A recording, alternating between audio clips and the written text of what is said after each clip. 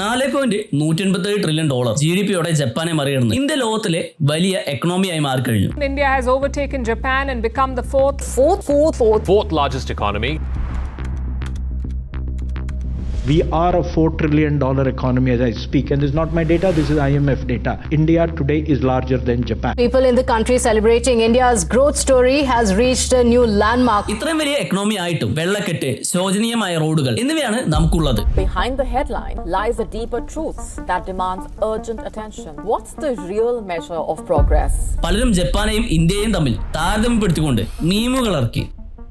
ആളുകൾ ചോദിക്കുന്നത് ഈ GDP ഗ്രോത്ത് കൊണ്ട് എന്താണ് കാര്യമെന്നാണ്. നമ്മുടെ പല റോഡുകളും ഒരു മഴ പെയ്താൽ റോഡുകൾ തോടുകളായി മാറുന്നതും വേനലിലേക്കുള്ള ജലസംഭരണിയായി മാറുന്നതും നമ്മൾ സ്ഥിരമായി കണ്ടുകൊണ്ടിരിക്കുകയാണ്. ഈ കുഴികളിൽ എത്ര പേരുടെ ജീവനുകൾ പൊലിഞ്ഞിരിക്കുന്നു, എത്ര പേർക്ക് പരിക്കുകൾ പറ്റിയിരിക്കുന്നു. Killer pothole striking once again. A girl has been killed while avoiding a pothole. 20-year-old young man Atish has lost his life due to a pothole. Death being reported in Kochi. The man succumbed to the injury after he fell due to a pothole. ഈ ഒരു വാർത്ത നോക്കൂ. തൃശ്ശൂരിൽ കുഴി വെട്ടിച്ചെടുത്ത bike ബസ്സിലിടിച്ച് 24 വയസ്സുള്ള ഒരു ചെറുപ്പക്കാരൻ മരിച്ചു.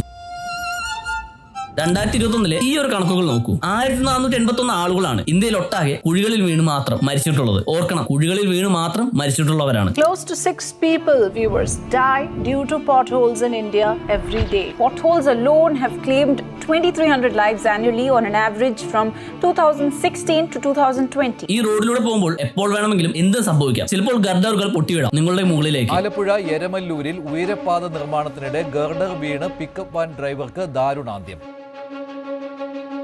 ഇത്രയ്ക്കും കെയർലെസ് ആയിട്ടാണ് നമ്മുടെ അധികാരികൾ റോഡുകളും ബ്രിഡ്ജുകളും നിർമ്മിക്കുന്നത്. भारत को तीसरे नंबर की इकोनॉमी बनाने की गारंटी दी है. കേരളം എന്തൊരു മാറ്റാണ് മാറിയിട്ടുള്ളത്. ന്യൂയോർക്കിനേക്കാളും നല്ല റോഡാണല്ലോ ഇവിടെ കിടക്കുന്നത്.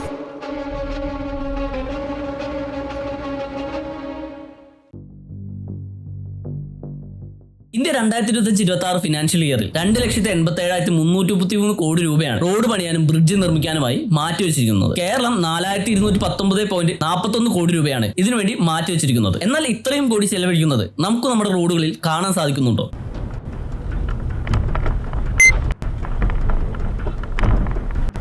ഈ ഒരു അവസ്ഥയിലാണ് നമ്മുടെ പല റോഡുകളും ബ്രിഡ്ജുകളും. നമ്മുടെ നാട്ടിലെ പല റോഡുകളും മഴക്കാലമായാൽ കാണാൻ കഴിയാറില്ല. പ്രോപ്പറായി വെള്ളം പോകാനുള്ള ഒരു ഡ്രൈനേജ് സിസ്റ്റം പോലും പല സ്ഥലങ്ങളിലും ഇല്ല. ഉണ്ടെങ്കിൽ തന്നെ അത് പ്രോപ്പറായി പ്ലാനിംഗ് ഇല്ലാതെ പണിഞ്ഞതുമാണ്. എന്തുകൊണ്ടാണ് നമുക്ക് ലോങ് ടൈമിലേക്കുള്ള റോഡുകൾ പണിയാൻ കഴിയാത്തത്? എന്തുകൊണ്ടാണ് പണിഞ്ഞ റോഡുകളും ബ്രിഡ്ജുകളും തകർന്നു വീഴുന്നത്? എന്തുകൊണ്ടാണ് എല്ലാ കൊല്ലവും റോഡ് പണിയേണ്ടി വരുന്നതും മഴക്കാലമാവുമ്പോൾ അത് തകർന്നു പോകുന്നതും? ഇന്ത്യയിലുടനീളം ദേശീയപാതകൾ നിർമ്മിക്കുന്നതിന്റെ ചുമതല ministry of road transport and ഹൈവേസിനാണ്. എന്നാൽ നമ്മുടെ നാട്ടിലെ ചെറിയ റോഡുകളുടെ അധികാരം മുനിസിപ്പാലിറ്റിക്കോ കോർപ്പറേഷനോ ആണ്. റോഡ് പണിയുന്നതിന് നിയമങ്ങളും നിർദ്ദേശങ്ങളും സ്റ്റാൻഡേർഡുകളും ഉണ്ട്. റോഡ് ഗതാഗത ഹൈവേ മന്ത്രാലയത്തിന്റെ നിർദ്ദേശങ്ങളും അതുപോലെ തന്നെ ഇന്ത്യൻ റോഡ് കോൺഗ്രസിന്റെ നിയമങ്ങളും മാനദണ്ഡങ്ങളും പരിശോധിച്ചാൽ ഈ രണ്ട് രേഖകളും റോഡ് നിർമ്മാണത്തിനുള്ള വിശദമായ നിർദ്ദേശങ്ങൾ നൽകുന്നുണ്ട് എന്ന് മനസ്സിലാവും. ഗതാഗത ഹൈവേ മന്ത്രാലയത്തിന്റെ നിർദ്ദേശങ്ങൾ പ്രധാനമായും ദേശീയപാതകൾ, 4 വരിയാകുന്ന വലിയ പ്രൊജക്ടുകൾക്ക് വേണ്ടിയുള്ളതാണ്. IRC മാനുവലിൽ എല്ലാത്തരം റോഡുകളുടെയും പാലങ്ങളുടെയും പണികളെ പറ്റി അതിൽ വിശദീകരിക്കുന്നു. എങ്ങനെയാണ് റോഡ് നിർമ്മിക്കുന്നതെന്ന് മനസ്സിലാക്കാൻ ആദ്യം നമ്മൾ റോഡിന്റെ അനാട്ടമിയെ പറ്റി മനസ്സിലാക്കണം.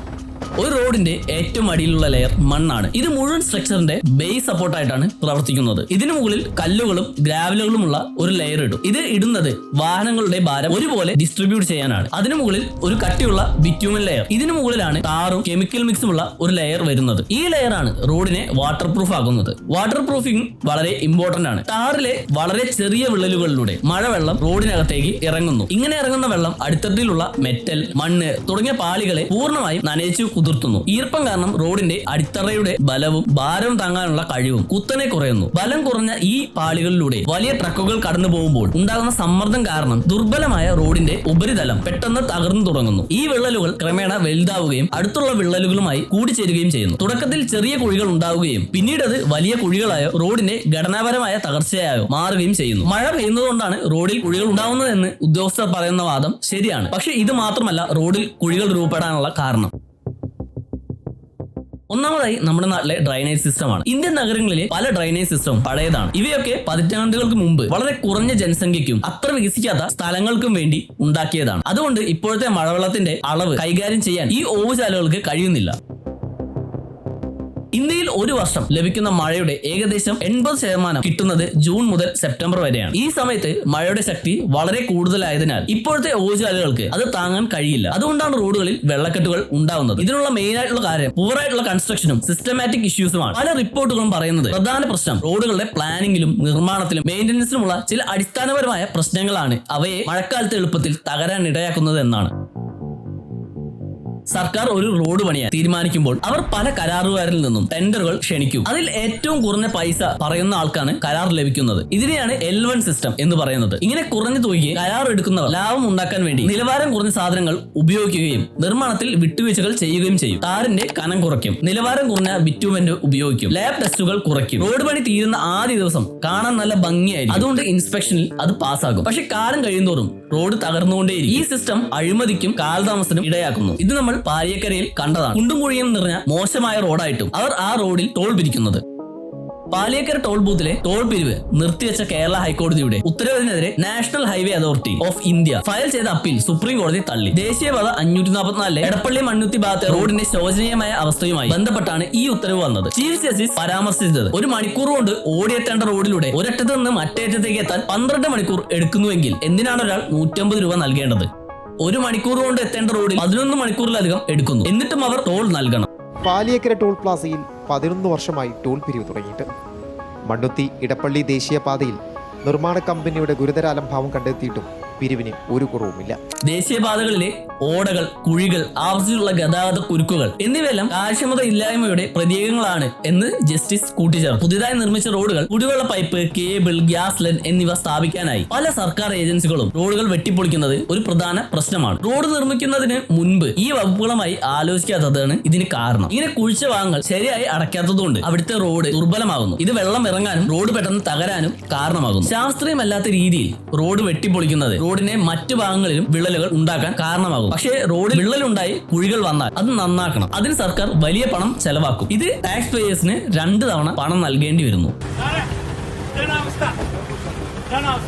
ഈ റോഡുകൾ നേരാവണമെങ്കിൽ നമ്മൾ ഇലക്ഷൻ വരെ കാത്തിരിക്കണം. ഏത് രാഷ്ട്രീയ പാർട്ടിയാണോ ഭരിക്കുന്നത് അവർ ഇലക്ഷൻ വരുമ്പോഴുള്ള ഒരു ആയുധമാണ് നമ്മുടെ നാട്ടിലെ റോഡുകൾ.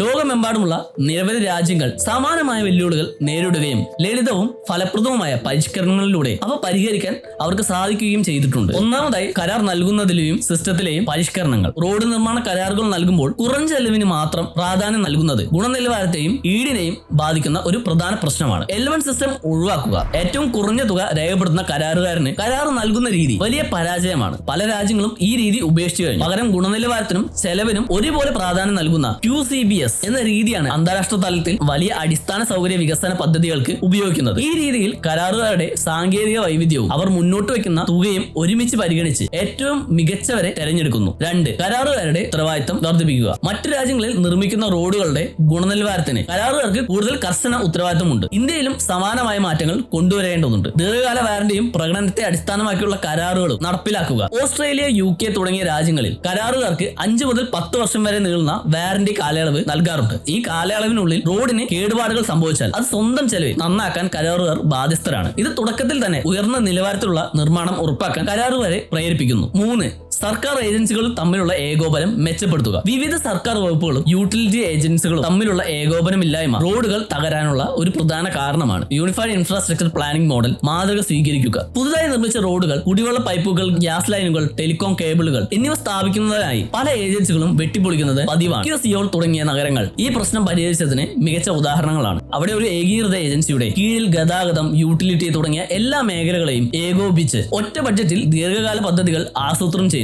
ഇത് വെവ്വേറെയുള്ള പ്രവർത്തനങ്ങളും റോഡുകൾ ആവർത്തിച്ച് കുഴിക്കുന്നതും ഒഴിവാക്കുന്നു. അതുവഴി അടിസ്ഥാന സൗകര്യങ്ങൾ കൂടുതൽ ഈട് നിൽക്കുന്നതും കാര്യക്ഷമവുമാവുന്നു. ഗുണനിലവാരത്തിന് പ്രാധാന്യം നൽകുന്ന കരാർ രീതികൾ, കരാറുകാർക്ക് ദീർഘകാല ഉത്തരവാദിത്തവും സർക്കാർ ഏജൻസികൾ തമ്മിലുള്ള ഏകീകൃത ആസൂത്രണം എന്നിവ നടപ്പിലാക്കുന്നതിലൂടെ ഇന്ത്യയിലെ റോഡുകളുടെ നിലവാര പ്രശ്നങ്ങൾക്ക് ഫലപ്രദമായ പരിഹാരം കാണാൻ സാധിക്കും. നമ്മുടെ നാട്ടിലെ സ്ട്രീറ്റ് ലൈറ്റുകൾ, കുടിവെള്ളം, റോഡ് എന്നീ ബേസിക് കാര്യങ്ങൾ നമുക്ക് ലഭിക്കേണ്ടവയാണ്. അതിനെ പെരുപ്പിച്ച് കാണിച്ചുകൊണ്ട് ഇന്നും നമ്മുടെ നാട്ടിൽ വോട്ട് ചോദിക്കുന്നത്. നമുക്ക് വേണ്ട ബേസിക് കാര്യങ്ങൾക്ക് വേണ്ടി അടുത്ത ഇലക്ഷൻ വരെ കാത്തിരിക്കണമെങ്കിൽ ഈ സിസ്റ്റം മാറേണ്ട സമയം അതിക്രമിച്ചു കഴിഞ്ഞു.